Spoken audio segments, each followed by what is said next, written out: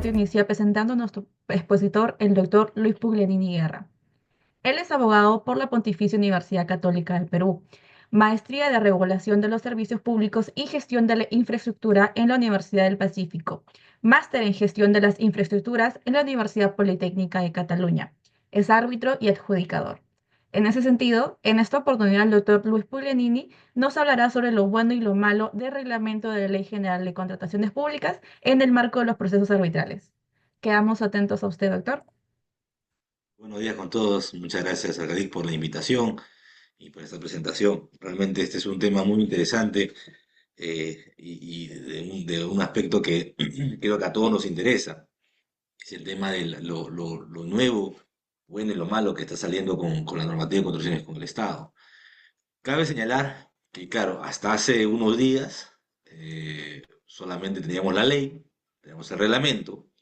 Hoy día ya se publicó la primera fe de ratas del reglamento, o sea, ya están precisando algunas cosas, no son cambios muy sustanciales, pero ya hay pues una serie de comentarios y observaciones a lo que se está señalando, ¿no? Yo comenzaría señalando que el primer gran cambio que se está dando, que es un cambio totalmente de paradigma de lo que se ha dado en los últimos años, es el tema de que toda la responsabilidad o gran peso del tema de los árbitros está pasando a los centros de arbitraje.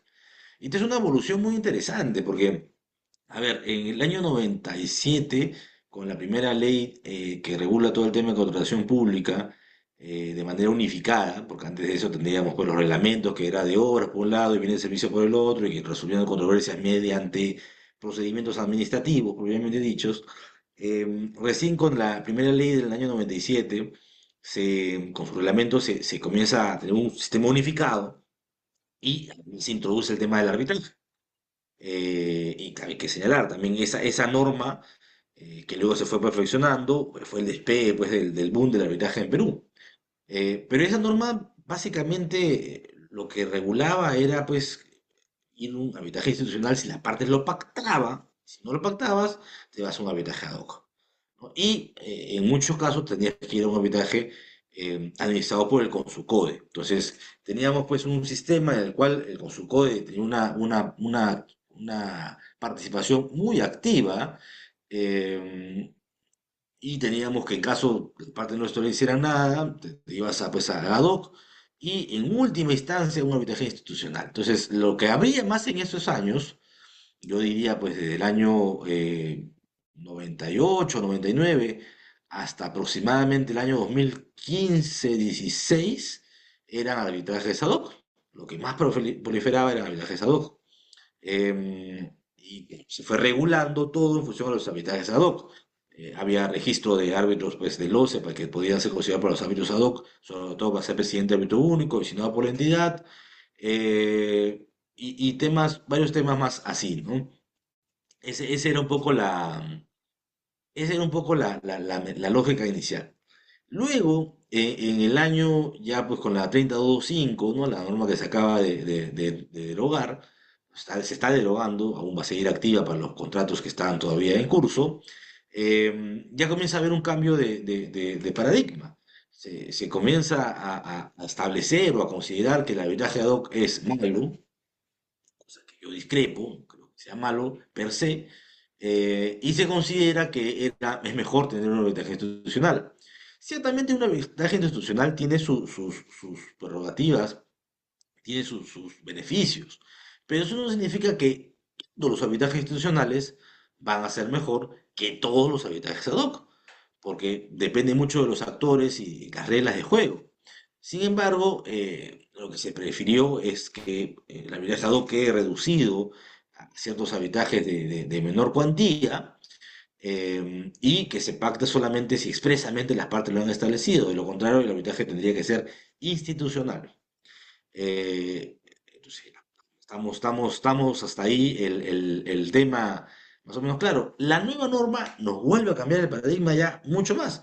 Dice, "Oye, ¿sabes qué? Ya desaparece básicamente pues cualquier participación de la ahora OEC como ente rector directo en el tema de arbitraje, o sea, ya no va a administrar arbitrajes, ni a designar árbitros, ni a resolver acusaciones, salvo para el caso, los puñados muy reducidos de temas que vamos a ver más adelante, pero ya pierde esa intervención directa de los casos.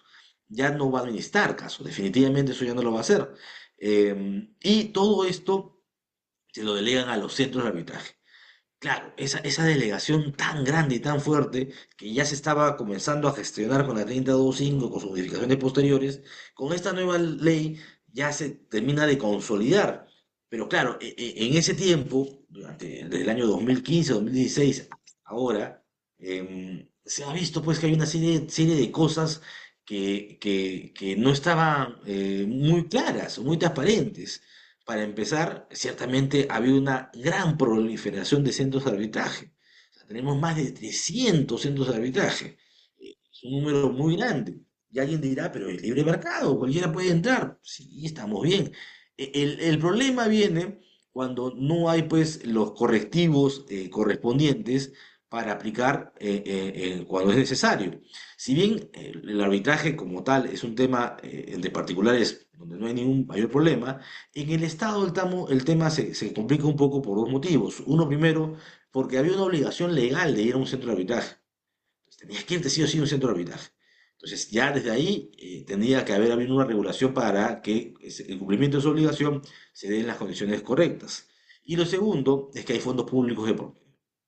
Entonces, producto de esta situación, el Estado lo que ha hecho es decir, hoy voy a regular qué centros de arbitraje pueden estar o no, y voy a crear un registro de centros de arbitraje y también de centros que administran JPRDs, ahora ¿no? Cambió el nombre también, para ver qué cumple o no.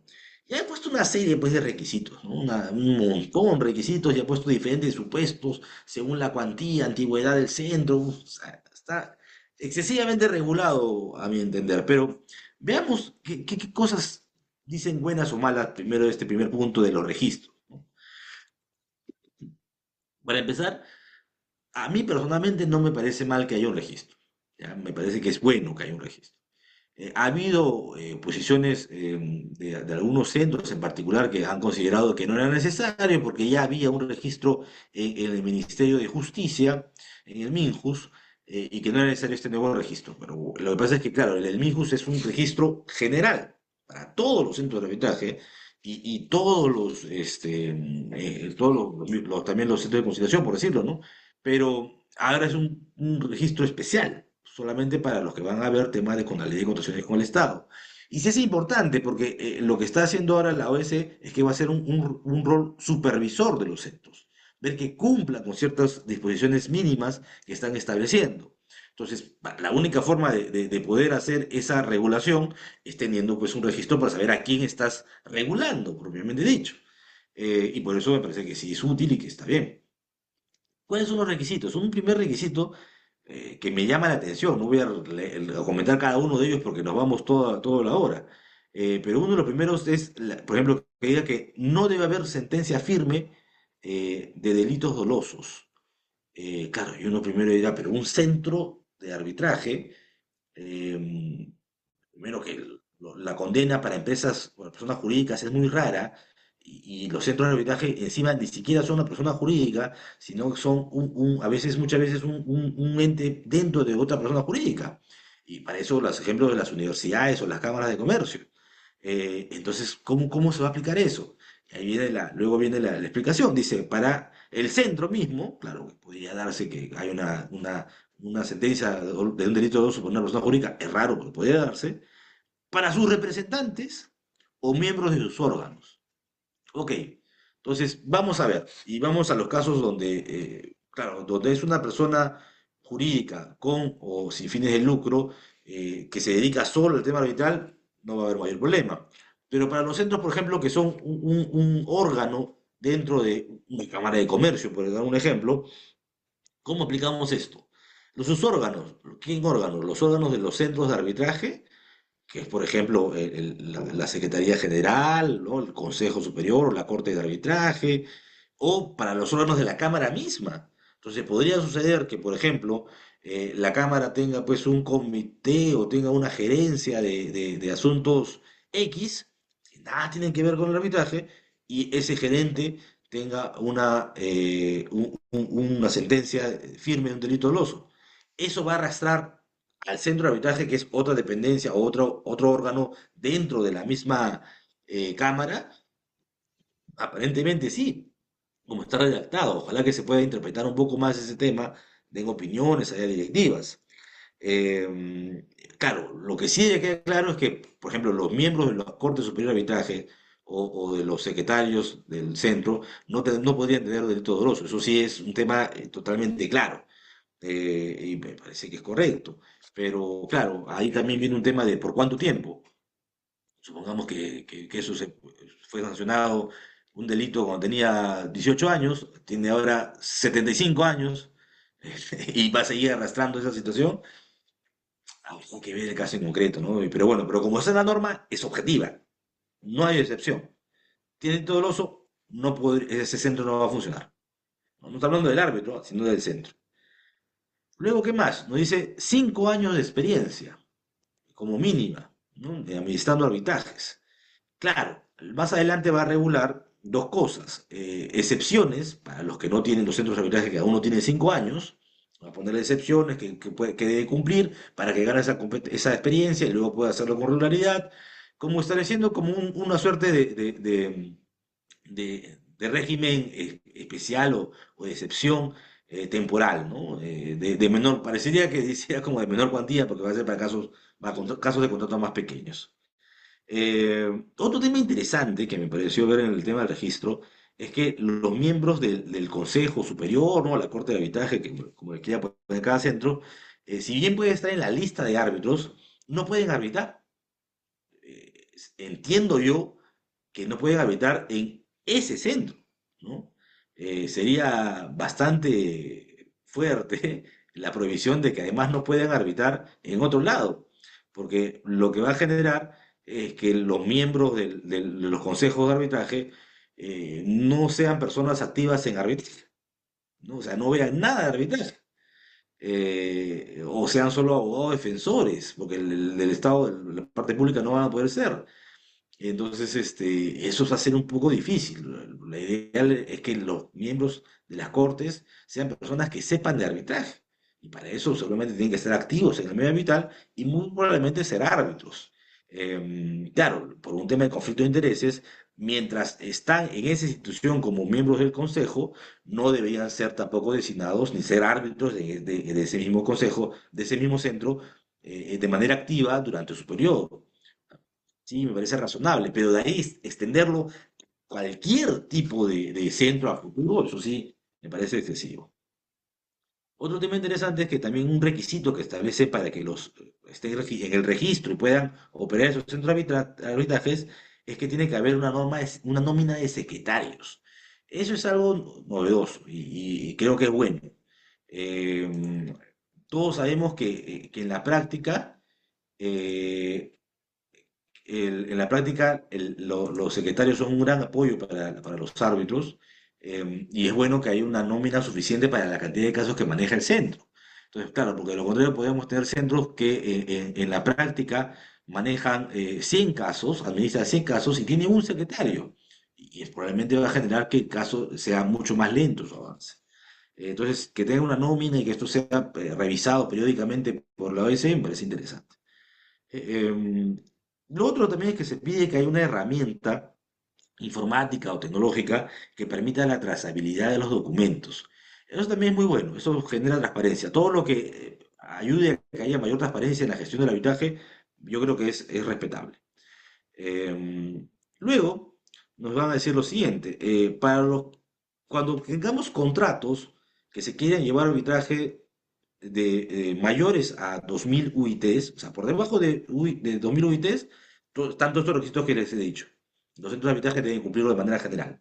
Cuando supere los 2000 UITs, además de lo que ya dije, van a tener que cumplir también lo siguiente, que tienen que tener, por eso, 2000 UITs es aproximadamente 10.700.000 soles, ¿no? Aproximadamente. Tienen que tener certificado internacional de gestión de la calidad y antisoborno.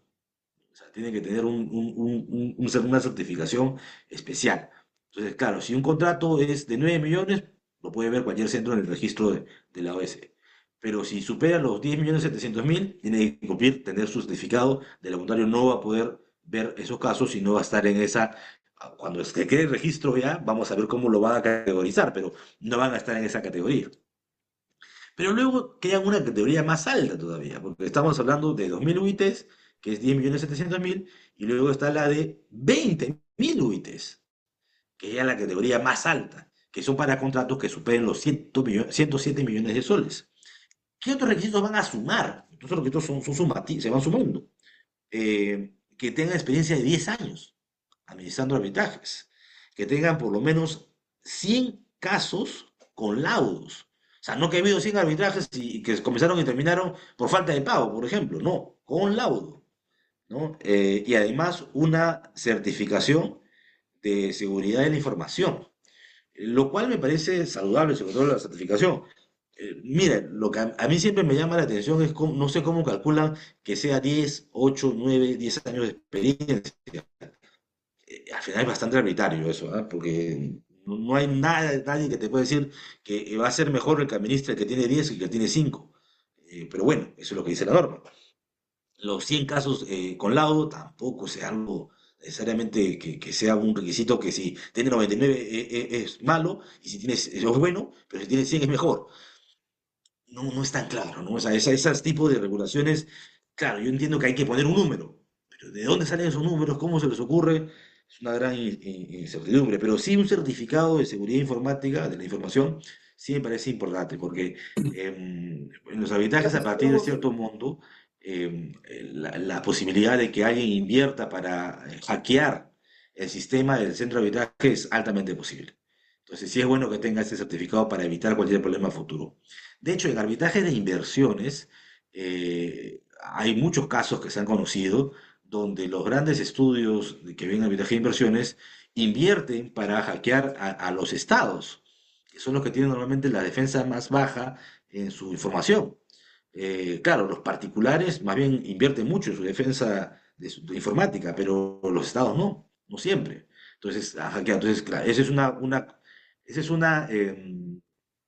costumbre es una enseñanza que se ha aprendido del arbitraje internacional de inversiones, que parece muy bien que se haya copiado, me parece correcto. Ahora, el tema viene también para hacer, esos son los requisitos para estar en el centro para que el centro de arbitraje esté en el registro del OS, ¿no? Se deben cumplir estos, hay otros más, meramente administrativos, pero son estos los que me han llamado mucho la atención y que parecen algunos buenos, otros malos, otros vamos a ver cómo se desarrollan. Disculpe si estoy avanzando un poco rápido, sino que son varias cosas que hay que comentar. Luego están los requisitos para ser árbitro. El arbitraje ad hoc no ha desaparecido. Sí había un arbitraje ad hoc, pero está reducido a su máxima expresión. Me refiero al arbitraje ad hoc en contrataciones con el Estado. Entonces, lo que se ha regulado en gran medida es, claro, que cualquier árbitro, cualquiera que quiera ser árbitro en contrataciones con el Estado, debe cumplir una serie de requisitos. Y uno de ellos es que, claro, si va a ser un arbitraje institucional, tiene que estar pues en la nómina del centro, donde lo van a designar, ¿no? En principio. Vamos a ver luego que hay algunas excepciones. Eh, un instante. Vamos a ver luego que hay unas excepciones, pero ¿qué cosa sí me parece muy interesante? Recuerdan que para estar en el registro, ni los representantes, ni los miembros de sus órganos, del centro de arbitraje, podían tener una sanción, perdón, una condena de un delito doloso. De hecho, para ser árbitro tampoco se tiene que tener una condena de delito doloso de acuerdo a la ley arbitraje, la ley general que regula todo para ser árbitro. Pero el reglamento ha generado un nuevo requisito que puede ser un poco discutible, porque es que no tenga antecedentes penales.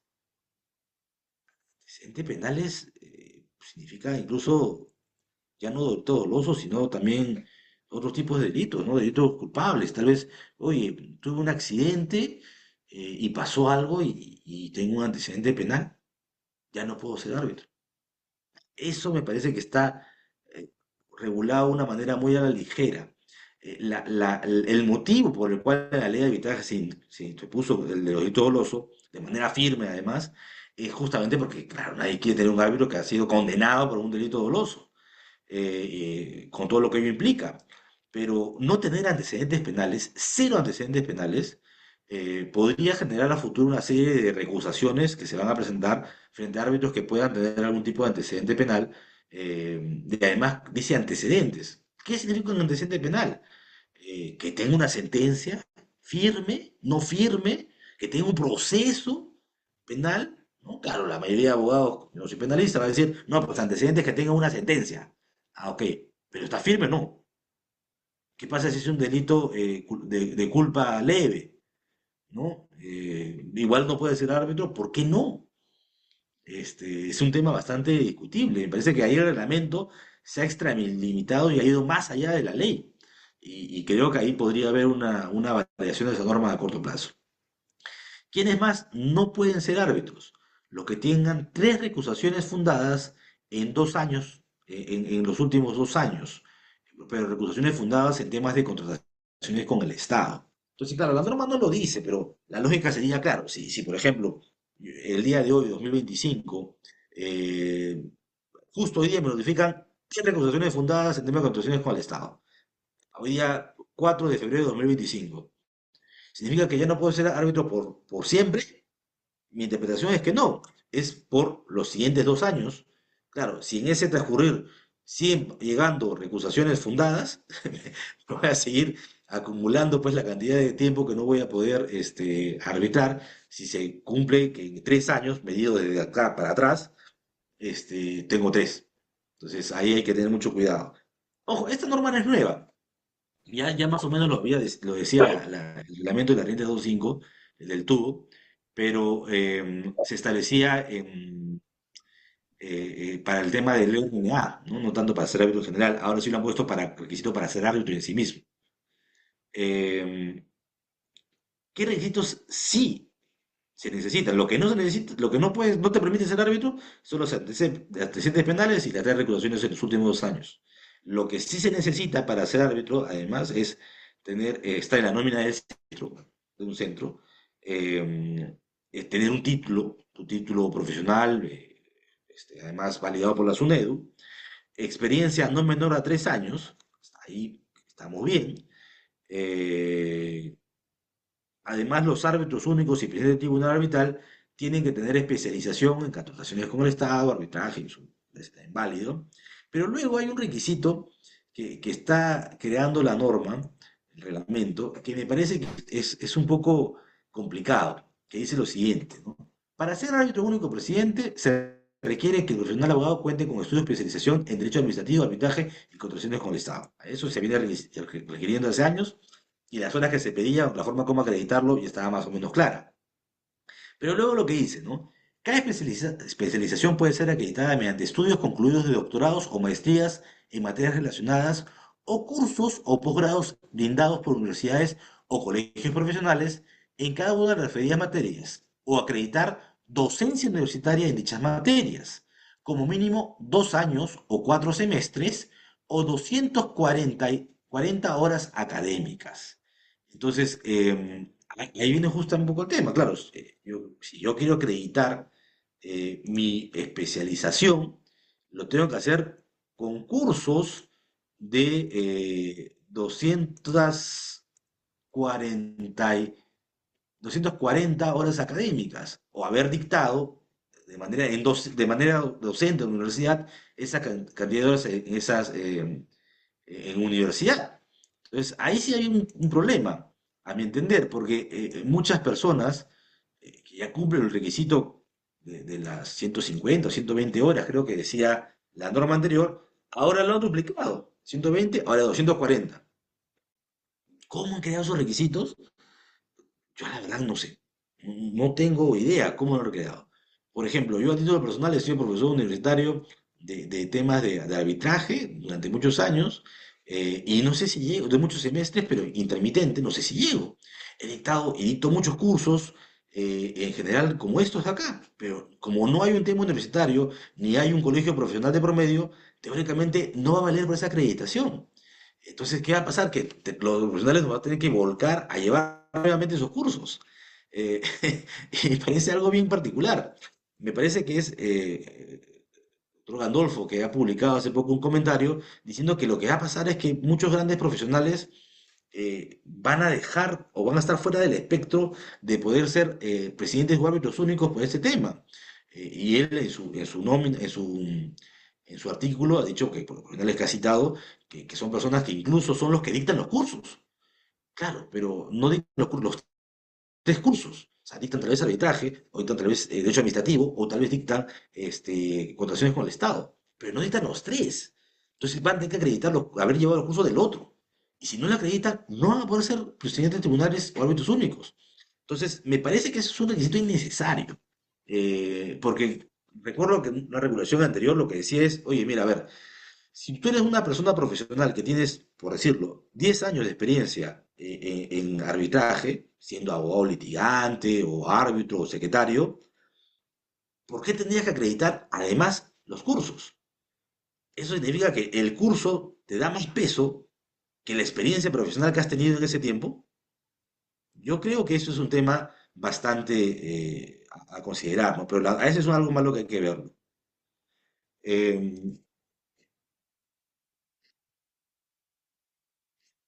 Eh, lo otro también que me parece interesante, que está en el reglamento, es que están creando también los supuestos de excepción, ya fuera de esto de acá, donde dice que las partes pueden proponer árbitros distintos a los que forman parte de la nómina de las instituciones arbitral elegida, siempre que forme parte de las nóminas de una institución arbitral que se encuentre en el registro de centro de arbitraje, en cuyo centro en cuyo caso la institución elegida por las partes puede confirmar o no la designación de los árbitros efectuada por las partes, motivando su decisión. Motivando su decisión. Dicha decisión únicamente puede ser impugnada por el árbitro ante el órgano superior de arbitraje de la institución arbitral. Ya, este tema es, para mí, entiendo el motivo, es claro, evitar abusos de los centros de arbitrajes que pongan una lista cerrada y que luego no poder poner a ningún otro árbitro que no esté en esa lista. Entonces, claro, dice, no, tú sí puedes poner a otro árbitro en la lista, que no esté en la lista, perfecto. Pero están creando un procedimiento que va a ser un dolor de cabeza.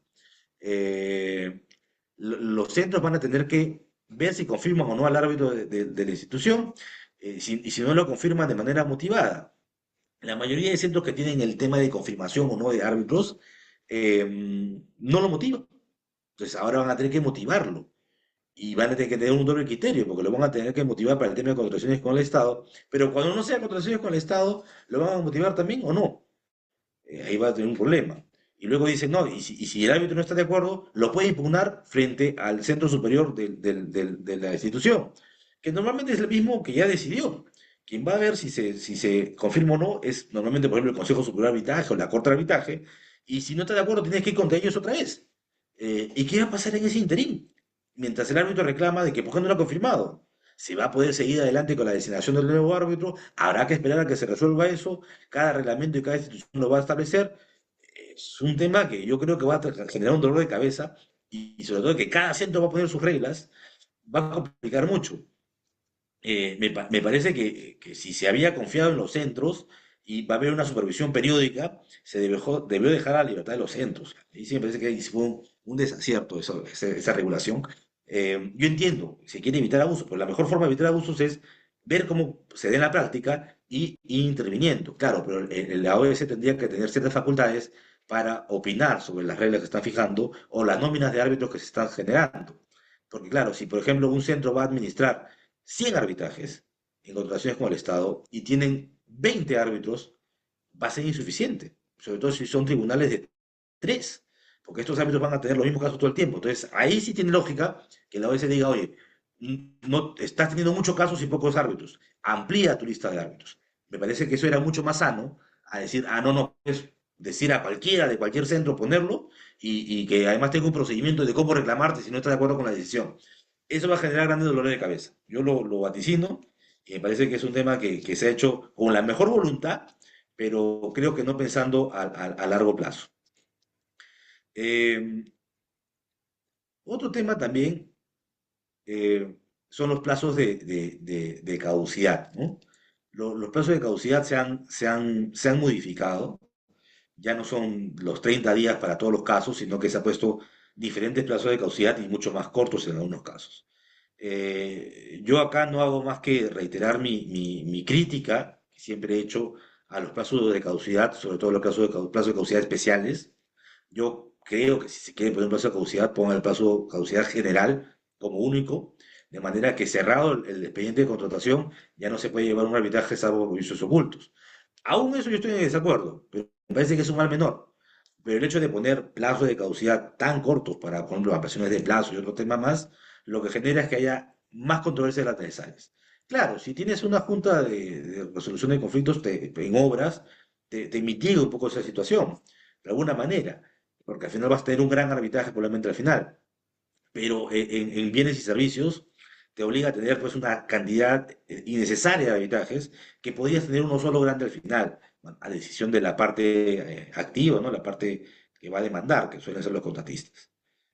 Este,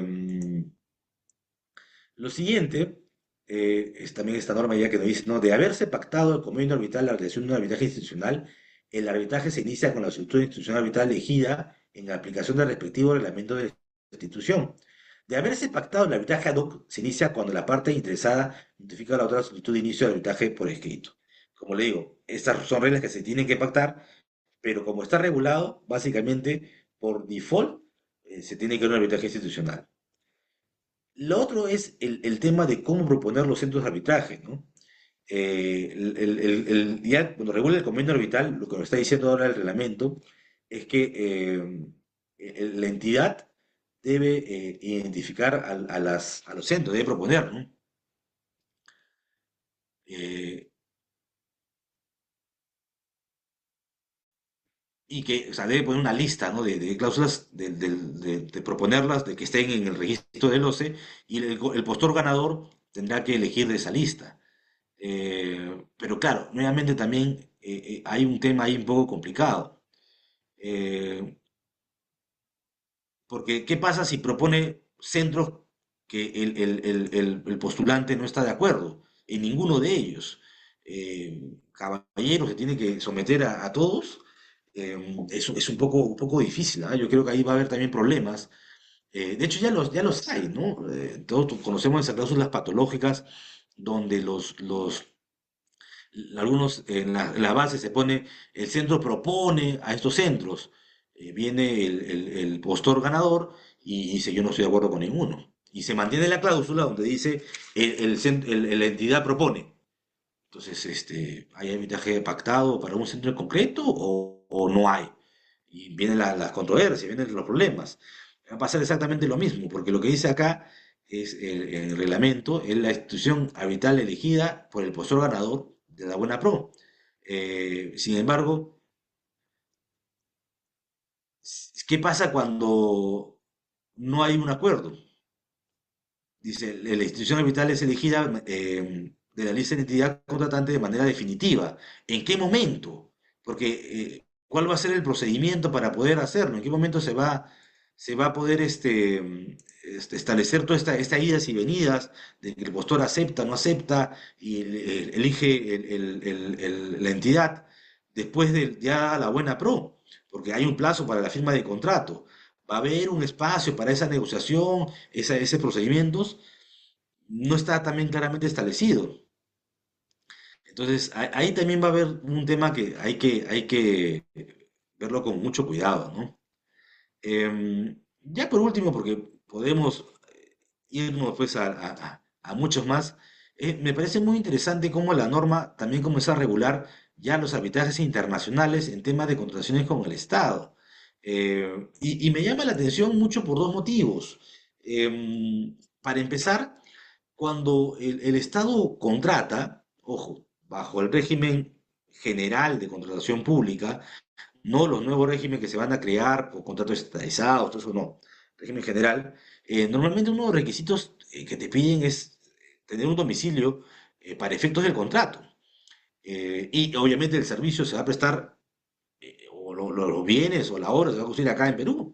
Entonces, están creando un régimen de arbitraje internacional muy particular, porque lo que dicen en buena cuenta es lo siguiente: las partes pueden acordar someter sus controversias en arbitraje internacional solo cuando el contratista sea extranjero no domiciliado y cuando el monto del contrato original supere las 20.000 UITs. Entonces, la pregunta es, ¿cuándo vamos a tener un contrato donde empresas extranjeras sí hay, pero no domiciliada, para efectos tributarios, o no domiciliada para efecto del contrato? Son dos cosas distintas. Uno puede tener un domicilio para efectos de ejecución del contrato, una oficina administrativa, pero no domiciliada para efectos tributarios. Y de manera que los tributos no se rigen necesariamente bajo todas las normas de Perú, sino que hay otras formas de verlo. Entonces, ahí hay un tema que habría que afinar también, ¿ah? Porque esto puede tener dolor de cabeza. Claro, alguien dirá, sí, pero solo son para los contratos que superan las 20.000 UITs, que son 107 millones. Pero justamente los contratos más grandes son los que más problemas puede traer. Entonces hay que tener mucho cuidado con eso y anticiparnos para saber qué lectura vamos a tener sobre ese tema. Em, También hay temas de designaciones especiales, en caso de que la institución no lo haga. Y luego regula pues todo el tema del arbitraje ad hoc, que como sigue manteniéndose vivo, reducido a su menor expresión, igual lo tiene que seguir regulando, y que cómo se va a dar la designación y temas por el estilo, ¿no? Eh, Miren, básicamente para mí esos son los temas más importantes, ¿no? El registro de controversia, el abandono, hay una serie de cosas que se siguen dando. Me olvidaba, solamente con esto ya acabo para también tener sus preguntas y poder ampliar cualquier tema, es el tema del arbitraje de emergencia. Ese sí me parece que es un tema bastante paradigmático, porque se ha generado totalmente por causística. O sea, es una regulación que se ha tenido que dar por un tema causístico total. El arbitraje de emergencia no está regulado en el Perú, o sea, no estaba regulado. Recién con la ley que se ha emitido y ahora este reglamento, se comienza a regular. Y lo que dicen en buena cuenta es que solo se va a aplicar el arbitraje de emergencia cuando la entidad acepta de manera expresa el arbitraje de emergencia.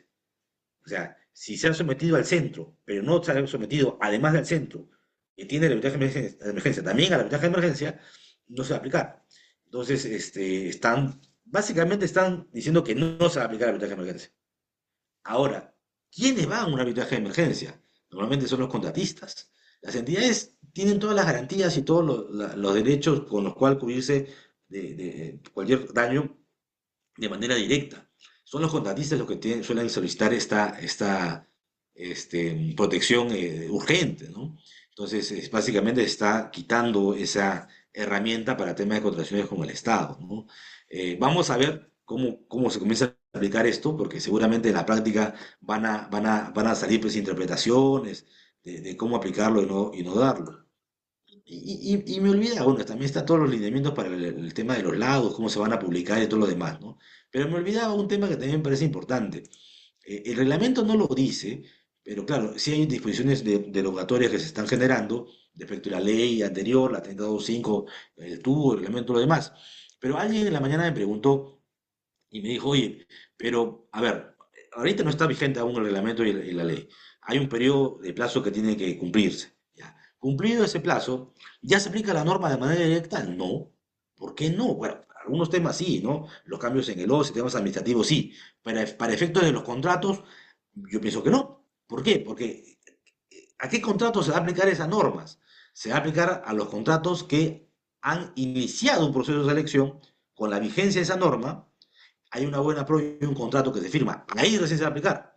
No podemos aplicar retroactivamente para las normas, para los contratos suscritos ahora y en las siguientes semanas, la norma que aún no está vigente y con la cual no se realizó el proceso de selección.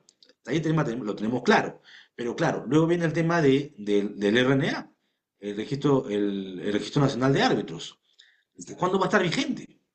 ¿Se va a seguir aplicando? ¿Qué pasa, por ejemplo, un contrato suscrito hoy y que tenga una controversia en un año, cuando ya esté vigente la nueva norma? ¿Cómo va a ser la elección de árbitros? ¿Va a ser aplicando el criterio de que vamos a tener que elegir el árbitro del registro de los centros de arbitraje que están registrados en el OCE? o tengo que seguir el registro del RNA que va a tener que mantenerse vigente mientras haya controversias o contratos en ejecución bajo esa norma. Es un tema que no está muy claro tampoco. Mi opinión personal es que sí, se va a tener que mantener vigente el RNA mientras haya todavía contratos en ejecución y haya la posibilidad de reclamaciones, incluso con vicios ocultos, de contratos bajo la 3025. Es la única manera, porque si no, de lo contrario, que se va a aplicar de manera retroactiva las nuevas disposiciones de la nueva ley con su reglamento a contratos suscritos con una norma anterior. Y eso sería inconstitucional. Que señores, no quiero abordar mucho más temas porque son mucho más que hay que ver, pero me parecían que estos eran los más importantes para dar algunas luces de lo nuevo que se está dando, ¿no? Quedo atento a cualquiera de sus preguntas porque me parece que ahí podemos enriquecer mucho más lo que hemos comentado. Muchas gracias. Una pregunta, ¿puedo formularla? Hola. Sí, gracias, doctor. Rapidísimo. Se supone que esta ley es una ley marco que ilumina todo lo que es los procedimientos de contratación estatal a nivel nacional. La pregunta directa es, tenemos procedimientos especiales como lo tiene lo que era antes Caliwarma, no que ahora tiene otra denominación que no me acuerdo. Entonces, se supone que no debe haber procedimientos ajenos al procedimiento general, ¿no? Debería entenderse que esta ley también incluye a Caliwarma, que dicho sea de paso, su procedimiento fue hecho por decreto supremo, cuando esta ha sido una ley que se enmarca ella misma establece que es de aplicación para todos los procedimientos de contratación pública en general. Esa es mi pregunta. Mira, la lógica de los procedimientos especiales, que no solamente es Caliwarma, sino también está Petroperú y otros más que tienen sus procedimientos especiales, es que tengan sus lineamientos especiales. Y solamente de manera supletoria, esto es, en todo aquello que no regule la norma general, perdón, la norma especial, aplicar la norma general. Entonces, en principio, seguramente va a haber una situación, una necesidad de adecuación en algunas cosas, probablemente, lo más probable es que sí, pero en otros temas seguramente se va a mantener. Por ejemplo, el tema del requisito de que tengan, estar en el registro de centros de arbitraje, todo eso ahí, no necesariamente se va a tener que aplicar para estos contratos de Caliwarma que tienen su propio normas base, ¿no? Su reglamento de compras, sino que tendríamos que ver ese reglamento en concreto, ¿no? Me parece que eso va a pasar, se va a seguir dando así, igual con Petroperú. Lo que pasa es que esos regímenes especiales tienen esa particularidad de ser especiales por una naturaleza específica y concreta, ¿no? Todo el tema de Caliwarma es, bueno, ya no se llama Caliwarma efectivamente, pero el nuevo nombre que le han puesto es porque es una compra que se entiende que debe ser ágil, urgente y no debería tener pues un régimen a veces un poco lento o tan general para cualquier supuesto como está establecido en la ley de contrataciones.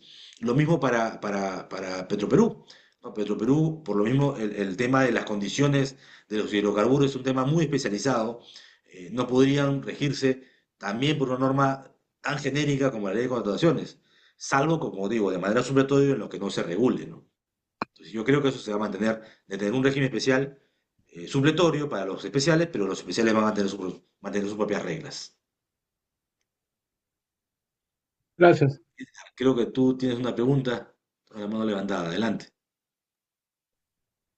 Sí, hola Luis, ¿cómo estás? Buenas noches, Edgar te saluda. Una consulta, bueno, dos en realidad, pero muy puntuales.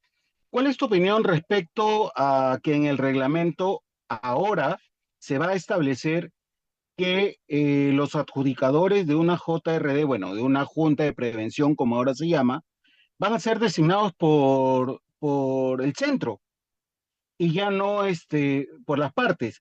Uno, y dos, eh, si bien en el actual reglamento, en la ley, se esbozaba ya de alguna forma el reconocimiento a los contratos estandarizados de ingeniería, en el reglamento de hoy, que está próximo a entrar en vigencia, ya se hace un reconocimiento expreso.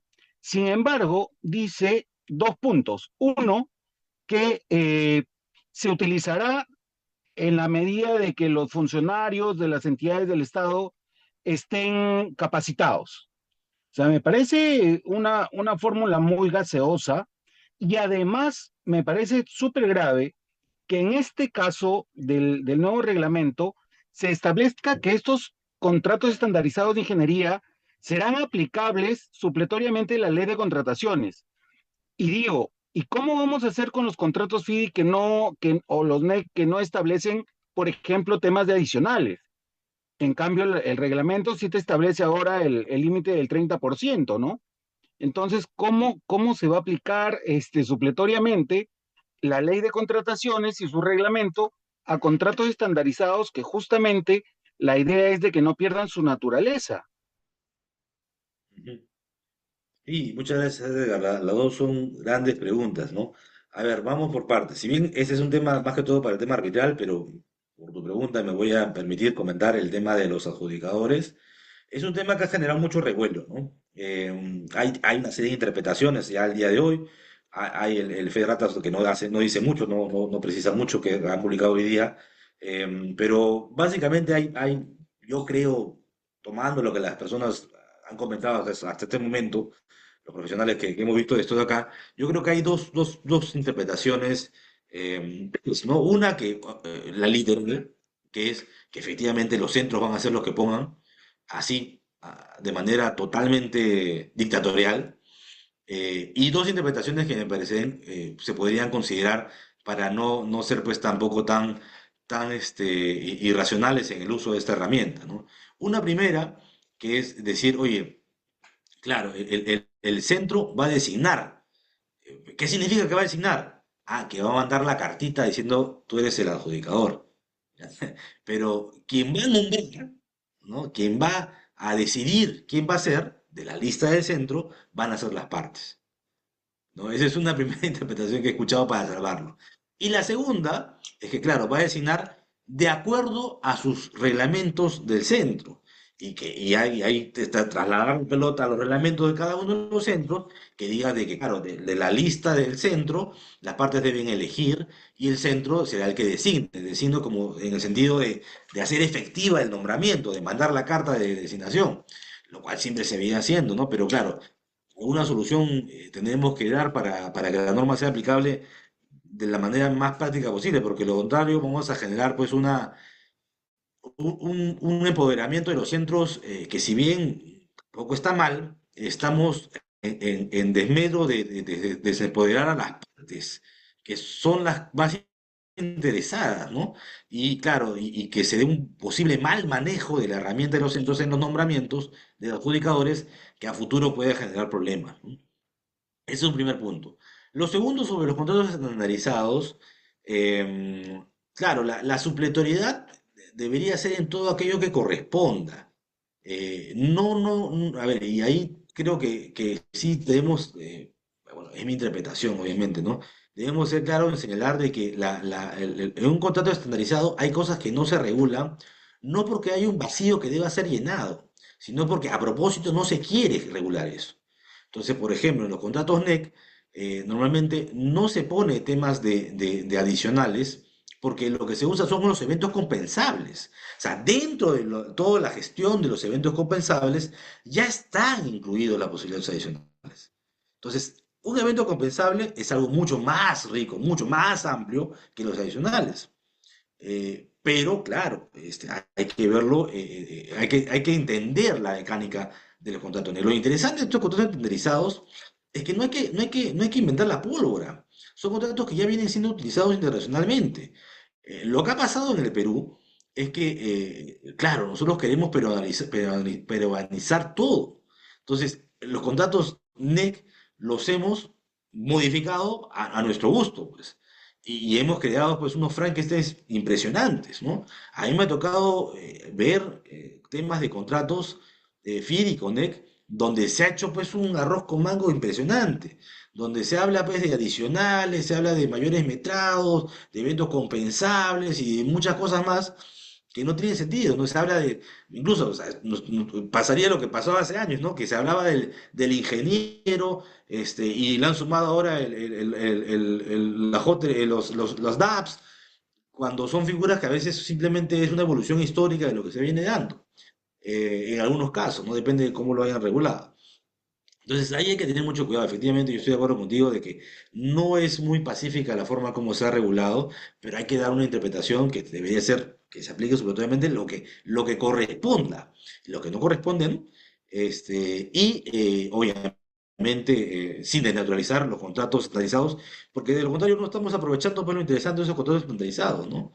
Pero eso nuevamente, yo creo que va a tener que haber una directiva que ayude un poco a mejorar esa interpretación específica y una directiva según el tipo de contrato. O sea, yo creo que lo que no estamos entendiendo es que los contratos estandarizados tiende, valga la redundancia, una estandarización según el tipo de contrato. No es lo mismo un contrato FIDIC plata que un contrato NEC 3.